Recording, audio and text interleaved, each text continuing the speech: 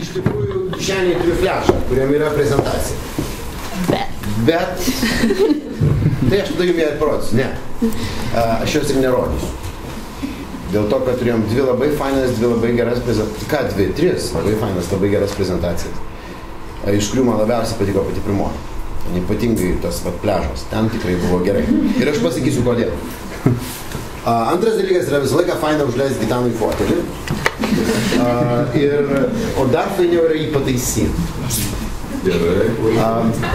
Su viskuo sutikau. Išskyrus su viena fraze, kas yra manjana. Kodėl nenuėjau į vieno kombinatą? Ne, su viena fraze, kas yra manjana. Gitanas pasakė, rytoj ir graikai atsidūrė dugne. Teko lankytis pas vieną lietuvį, kuris dabar jau turi labai gražų namą Ispanijoje, tuo metu jis tą namą statė. Ir kažkaip mes, kaip visą laiką lietuviškai, sėdam ten ant to aukšto skardžio, čia tas namas statomas, ir jis keikia tos ispanus, bliks porą keismažodžių, sako, tu žinai, sako, tie ispanai, jis man visą laiką sako, kad manjana, rytoj, jis sako, rytoj vis neatvažiuoja. Ir tada, žodžiu, kitas jo kolega, škotas, kuris ten irgi statėsi namą, jam galiausiai išaiškino, sako, my dear, you don't understand the concept of manjana. Manjana, sako, does not necessarily mean tomorrow. It means just not today.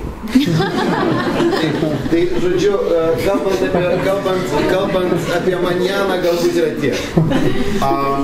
O kalbant apie pasirinkimus, nes mano tas pranešinėlis taip lyg taip turėjo skambėti, kodėl aš pasirinkau neišvykti iš Lietuvos, tai kalbant apie pasirinkimą, man visą laiką yra labai juokinga.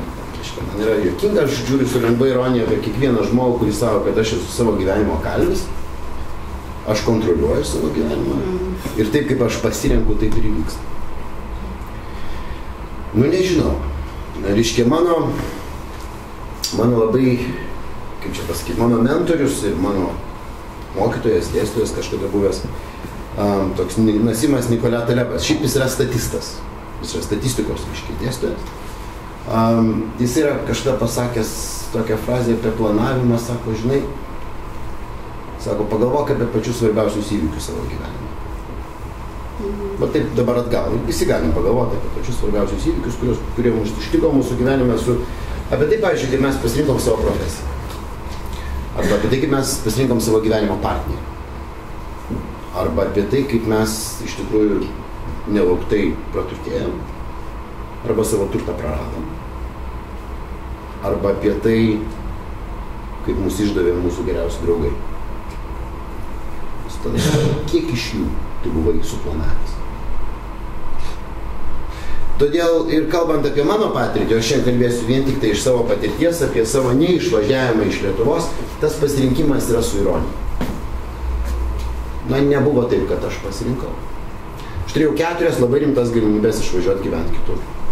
Kadangi man tenka dirbti tokiam darbe, kur, mūsų atstovybių yra 60 dabar jau pasaulio šalių.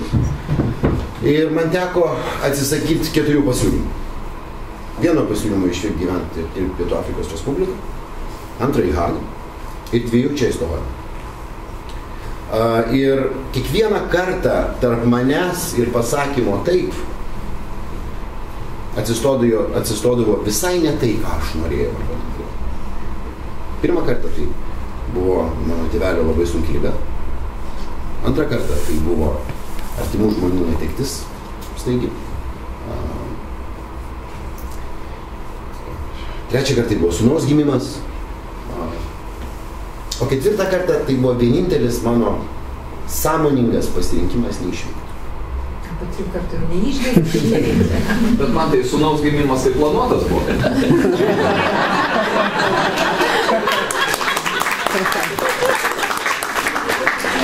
Planuotas gali būti tik dirbtinės apvaisinimas.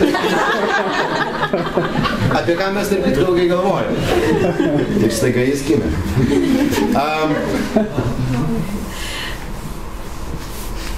Ketvirtas buvo mano didelis noras išvykti, reiškia, ir pasakymas, ne, aš nevyksiu.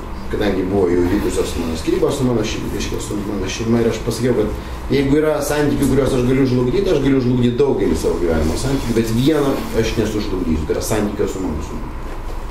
Ir kadangi yra 3 metai, aš dabar turiu išvykti, mes negalim kartu, aš pasilieku. Įdomu yra tai, kad tik pasilikus aš supratau, kokioj geroj šalyje aš pasilikau. Nes kada tu pasakai ne, 4 kartą savo organizacijoje, jinai tada sako, palauk, nu, bet mums jau vis tiek iš tikrųjų reikia, tada mes suteiksim jiems šansą gyventi Lietuvoje ir dirbti ne Lietuvoje. Nes kas yra išvykimas? Ne, išvykimas yra tada, kada tu sakai, čia mano namų dėmėra ir aš pradedu kurti savo namus kažkur kitur. Tai man nusišypsojo laimė iš tikrųjų per tą savo 4 pasirinkimą vis dar turėti namus Lietuvoje, nors 4 dienas per savaitę aš nakvoju ne juose. Taip jau susikostė, kad dabar aš esu atsakingas už, reiškia, mūsų ten operacijas 11 valstybių ir man tenka labai daug skraidyti. 4 naktis viešbučiuose, 2-3 naktis savo namuose. Ir žinokit, sakau, tada man iš tikrųjų buvo gera pamatyti, kaip gerai yra gyventi Lietuvoje. Klausykit, reiškia, visiškai banaliai pasakysiu. Piniginė prasme Lietuvoje gyventi apsimoka. Daug daugiau negu Švedijoje. Jeigu tu gauni atlyginimą, kuris yra šitoks, ir tu moki taksus lietuviškus, tai yra super. Geresnės vietos aš neįsivaizduoju. Mažo to, ten yra visas mano sociumas. Ten yra mano draugai, su kuriais aš užaugau. Ten yra mano šeima. Ten yra mano... Ten galiausiai aš galiu kalbėti savo kalbą. Tai kas, kad aš laisvai kalbu švediškai ir angliškai, bet ten aš galiu kalbėti ir išsireikšti savo kalbą, tai yra labai didelis dalykas. Ten pas daktarą nuėjęs aš galiu pasakyti, kaip man skauda ir aš neturėsiu problemų su pasakymu, kaip man skauda. Galiausiai, ten aš esu pragyvenęs, ten aš esu nuo savo gimimo. Prasme, tikrai yra gerai. Kitas dalykas, kuris yra gana reiškiai įdomus irgi iš patirties pasižiūrint, kad iš esmės nebūtina dirbti. Galima iš tikrųjų dirbti užsienį, gyventi Lietuvoje. Kalbant apie išvažiavimą ir grįžimą, norėčiau pasakyti, kad mes labai dažnai darom didvyrius iš žmonių, kurie sugrįžta gyventi Lietuvoje.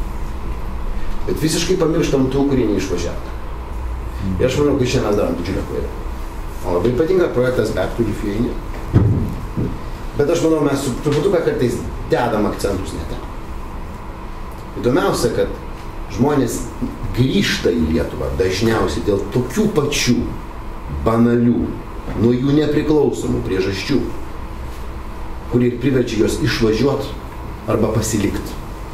Mes labai dažnai nurašom gyvenimą. Negalima nurašyti. Dovilė grįžo dėl to, kad iš tikrųjų, jie norėjo, kad vaikai mokytųsi lietuviškai. Kalbant apie keletą įdomių labai profesionalų Lietuvoje ir dabar labai linksniuojamų, aš truputuką gal irgi su ironija žiūriu, ne dėl to jie grįžo į Lietuvą, kad jie taip pasirinko. Dėl to, kad dažniausiai tuo metu tam tikrose bankuose ir kitokiose finansinėse institucijose nebuvo vietų, kur dirbti. Nes žmonės buvo masiškai atleidžiami. Taip irgi buvo. Ir dabar kalbėti apie tai, kad aš čia grįžau, jūs mane išmetat, aš esu didelė auka, yra labai juokinga. Kalbant apie politiką, žinot, politikoje yra iš tikrųjų vienintelis santykis, savas, nesavas, myliu, nemyliu. Man teko būti turbūt, kad didžiausios pagal turtą vienos lietuviškos bendrovės valdyboje. Visagino atominė elektrinė, tai vadinasi, reiškia, tai buvo įmonė, kuri po savim turėjo holdingą, reiškia, visą elektros ūkį. Ir ką? Pasikeitė valdžia. Ir tu sužinai, kad tu nebesi paskirtas valdymą. Ir ką tada darai kaip profesionalas? Tada tu padėkoji už pasitikėjimą ir eini toliau. Ir visiškai dėl to nepyksti. Kadangi politikoje taip yra. Jeigu esi užtektinai aukštai savo, reiškia, karjeroje, tai ten tų alkūnių stumdymų įsibus, taip kaip tu moki laimėti, taip tau reikia mokėti ir pralaimėti. Ir negalima po to kaltinti, kad va čia kiti pasikeitė, taip ar anaip yra. Taip, tokios gyvenimo taisyklės. Tu gali su jom kovoti, daužyti galvą į sieną, arba tu turi jas priimti. Tai mano galbūt toksai paskatinimas būtų visiems,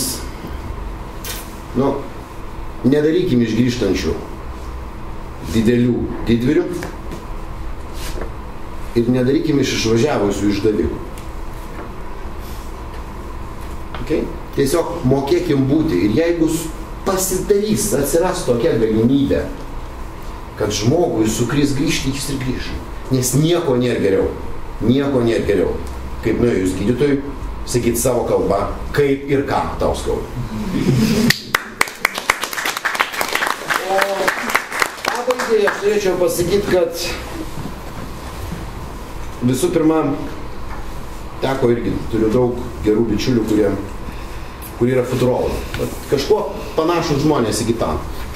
Kurie būrė iš tikrųjų iš kavos tirščių ir dažniausiai deda pro šoną.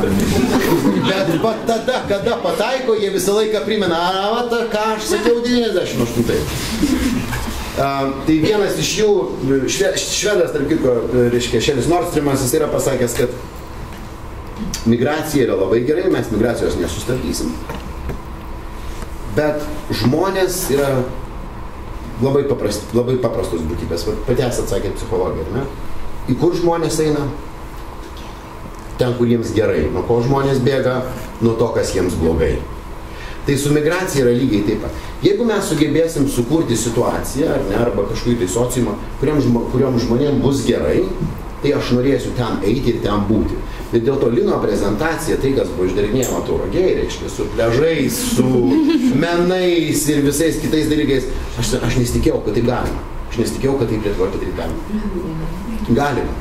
Ir mano galva, kuo bus daugiau tokio dalyko, tokio virsmo, reiškia, kurį mes kūrėm, tuo mažiau žmonėm ateis į galvą išvažiuoti. Ir to lengviau bus tiems, kurios privers situaciją grįžti. Tai turbūt, kad tik tai to linkėčiau. Mes galim kažką daryti esantys Lietuvoje, būtent Lietuvoje. Ir kada mes to pradėsim, kada mes darysim, ir emigracija mažės, ir imigracija, jeigu ir didės, tada tie sugrįžę pasakys. Ačiū už to.